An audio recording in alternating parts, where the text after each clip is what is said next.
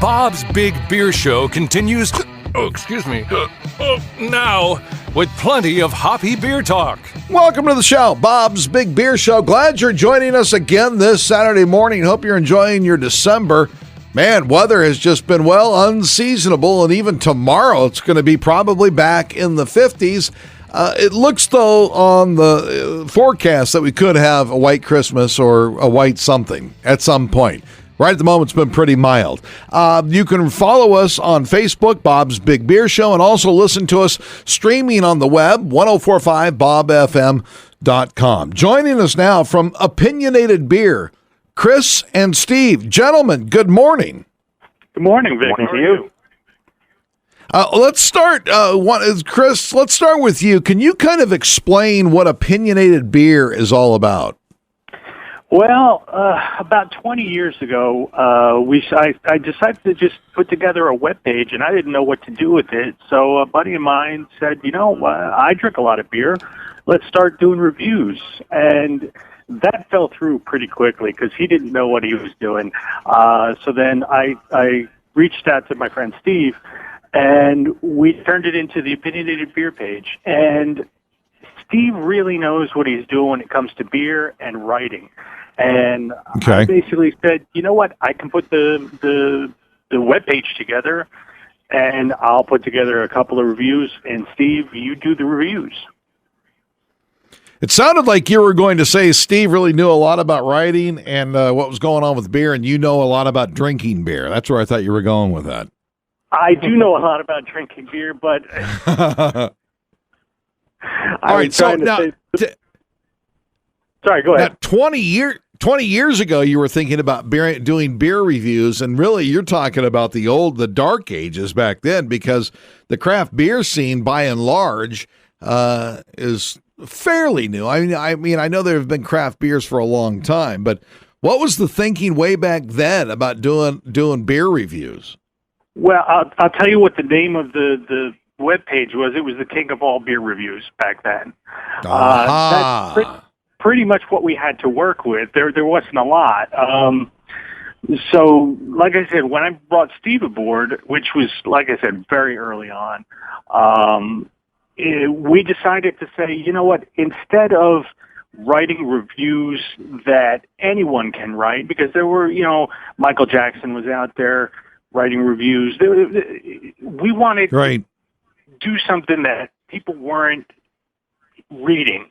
We wanted to be a little more interesting than just, here's your bland beer review. We wanted to give it a little story behind it.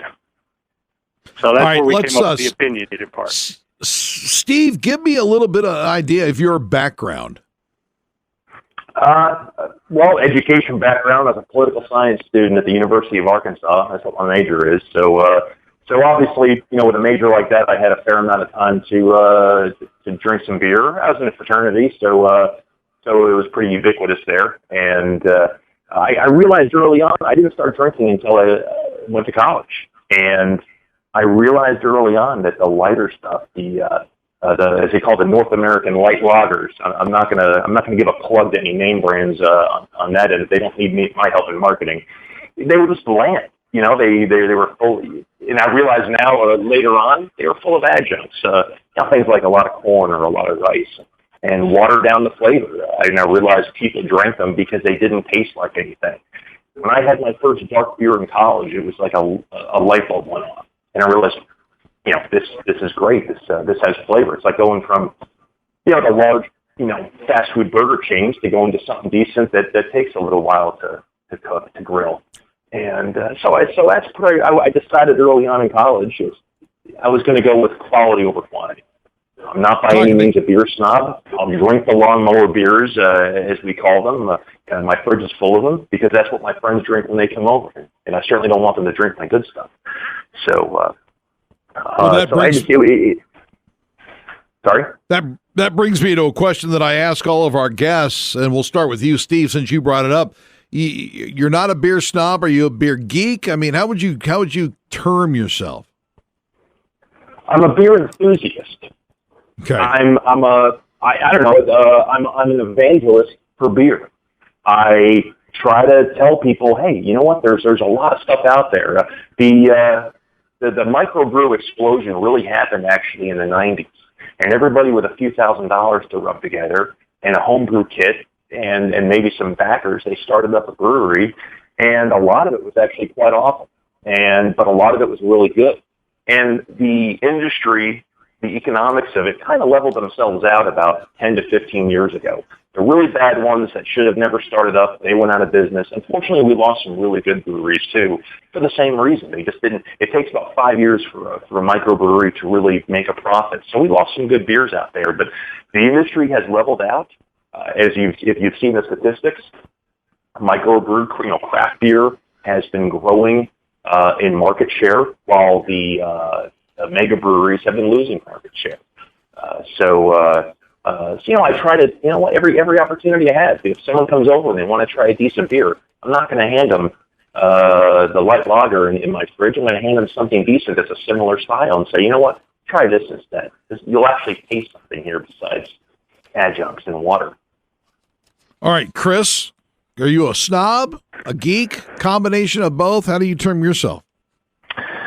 You know what, Vic, I never profess to know as much as Steve does when it comes to beer. I don't know if I'd be I don't consider myself a beer snob. I will try anything. In fact, when I go to the store looking for beer, I'll generally try and pick something that I've never had before. And that's so that I can, get a new review for the website. And it doesn't matter to me who's made it. If it's something new from Budweiser, I'll give it a shot. I don't care. So that probably, I don't think I'm a snob. I guess I could go with enthusiast.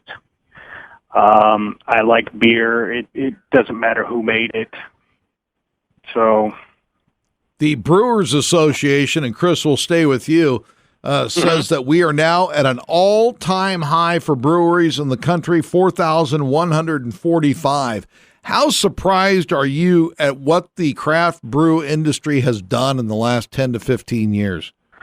I am not surprised at all. They're putting out a better product, and people are realizing that. And when you put out a better product, more people are going to want to do that. One thing that I've wanted to do, and I've got a job, but I've always wanted to own my own business, and brewing beer would probably, that's something that I could.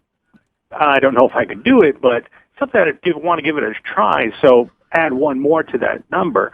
I'm not surprised at all. And the big three, they're losing market share. They're trying to combine their efforts to get bigger, and I see them slowly going away. What do you make, though? I was just reading a report in our first segment today talking about how the Wall Street Journal reporting on how the big Darth Vader of brewing, beer, is starting to offer incentives to those distributors out there. If you carry 98% of our product, we'll give you a little bit of something, little something extra to hopefully crowd out the craft beers that are on the shelves. Well, that's what I'm thinking from trying to put myself in their shoes. They do sell a lot of beer. You can't take a look at that and say, well, I'm not going to go for that. I'm going to go for the good taste and stuff and put that on my shelf, right? Because you are going to you're going to push away a lot of your customers, and you're going to save a lot of money by going with them. But I don't know. I think I may still have to go with that just because they are the biggest. They don't need the help, even though they are slowly losing shares. They can handle themselves pretty well without having to crowd out the others. Talking to Chris and Steve from Opinionated Beer, TOBP.com is the website. How long have you been doing the Twitter account? Because I see you have almost 6,000 followers. Well, on and off. I signed up for Twitter a long time ago, and I didn't know what to do with it. And just recently, within the last couple of months, I said, you know what, let me see if I can build this up. And if nothing else, get a few more people over to the website. So maybe 3 or 4 months I've been really going at it hard and just trying to get more news out to people. And, you know, when I put out the reviews, I'll stick the reviews up there as well. We're going to go to break. When we come back, I want to talk to you about the reviews you guys have done, how you go about making the choices of what you're going to review, how many you've reviewed, some of the things that have kind of raised your eyebrows lately. And then, of course, I'll ask you what I always ask all of our guests is what is in your fridge right now. We're talking to the guys from Opinionated Beer. It's not the Vic McCarty Show. That's that other show I do. It's Bob's Big Beer Show on 104.5 Bob FM. You're listening to the only local over-the-air beer show in the Traverse City region. It's Bob's Big Beer Show on 104.5 Bob FM.